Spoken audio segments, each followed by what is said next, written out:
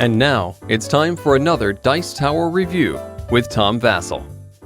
Hey folks, today we're taking a look at a game called Eggs and Empires. What kind of cool, crazy name is that? Well, apparently in this game you're warriors who are going out to find great and valuable dragon eggs. Except there's some eggs that explode because the dragons found out you're stealing their eggs, and rather than sit there and wait for you to come and blow you up, they leave some negative grenades there so that when their own young wake up and find the eggs, whatever. Anyhow, Eggs and Empires is a very strange game, but hey, this is made by Eagle Gryphon Games, which is the acronym of EGG. So this is part of their EGG line. Yay for names. Anyhow, this is a game in which you're basically just trying to outguess other players. Let me show you.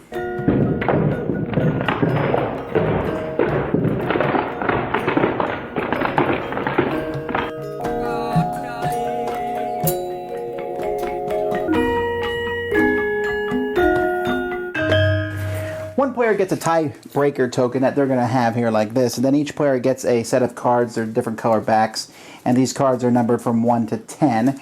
And then you're going to take these eggs and you're going to put eggs in the middle of the table. Now some of the eggs are victory points. You'll see here that this egg is 10 points and this one's 12. Other eggs are exploding eggs, which are negative victory points. The number of eggs you turn face up depends on how many players are in the game. So let's say we're playing a 6-player game.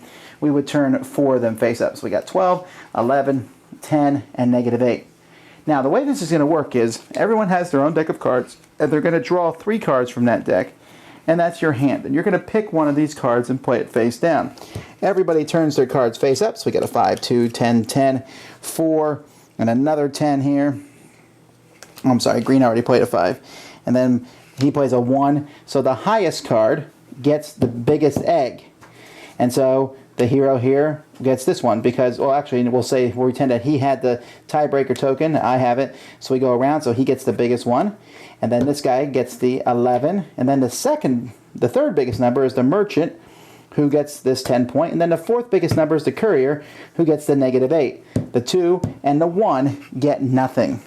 Now, each of these cards, though, besides that, because you're going to try to play low cards when there's eggs out there you don't want, or high cards when there is, but each card might do something. Now the 10, the highest card, and the 1, the lowest card, have no special abilities, but the other ones do. The 9, if multiple people plays 9, no one gets an egg card. The 8, if he doesn't get an egg card, you lose 4 points. So you only want to play him when you're sure you're going to get a card. The mage, if he does not collect the bad cards. So when the game is played, some of the cards are going to be face up. All right, and as the game goes by, there may be some face-down egg cards, and you can take these face-down egg cards, but you're never sure what they are. So he can take a face-down egg card, but if he does, and it's bad, tough luck. The priest, if he doesn't get an egg card, he can discard one. So it's a way, or if he did get an egg card, he can discard one. So it's a good way to get rid of negative ones, the priest. The merchant, if he doesn't get an egg card, he gets 6 victory points. You want to play him when you think other people are going to play high so that you get victory points. The courier, if he collected an egg card, he can give that card to someone else. Get a low one. So in this case, you saw the courier did get the negative 8. So he'll give it to the guy who got the biggest one to make things fair. The 3, the shepherd, he always gets cards before a blacksmith. So 3 comes before 8. If there's no 8, then he's just a 3. But if there is an 8, he's basically an 8.5, which I think they could have clarified better on the card. But anyhow, and then the scout, after all the egg cards are collected, the scout will look at the top card of the egg deck and then put it face down for the next egg collection.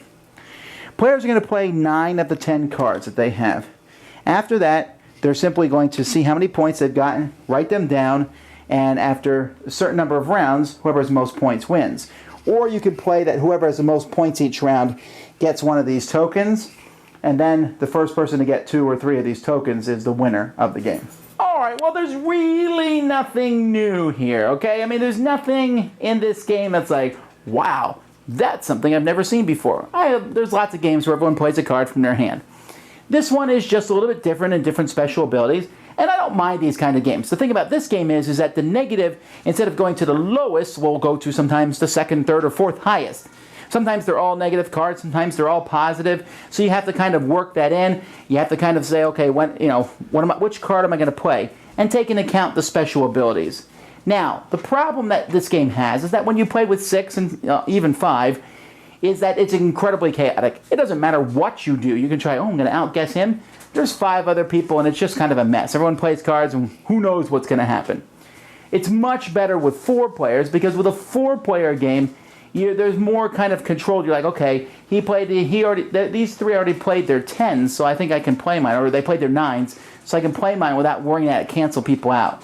With 6, it's just too many other people to keep track of, I think. The artwork is fine. It's a little hokey at spots, but it's a full color, gorgeous. The game itself, it's pretty easy. You'll learn the special abilities of pretty much everyone very quickly. I like the scout putting those cards down there. You're like, he put that card down there? Is he going to take that? Is it a big deal? And then they have a higher number than you and they don't take their own card, and you're like, I don't want that one anymore. So there's some back and forth, but let's be honest here. It's very light, very simple. I prefer playing with the points, even though that does mean you need to get out a pen or paper or use some app from the iPad, because it's too much work to play a whole round to get one of these tokens and then try to collect more of them. It's a little bit less satisfying that way. They call it pub scoring or something. It's dumb scoring. Anyhow, so that's Eggs and Empire. I did enjoy it, but I think it's best at 4, maybe 3. More than that, and it starts getting a little chaotic. Dice Tower Judgment, approved. Not with 6. Thanks so much for watching the Dice Tower videos. Find more great videos and reviews, as well as our top-rated audio podcast at Dicetower.com. You can also find other great shows at Dicetowernetwork.com. I'm Eric Summerer, and you've been watching The Dice Tower. The Dice Tower is sponsored by Cool Stuff Inc., where you can find great games for great prices. Cool stuff in stock.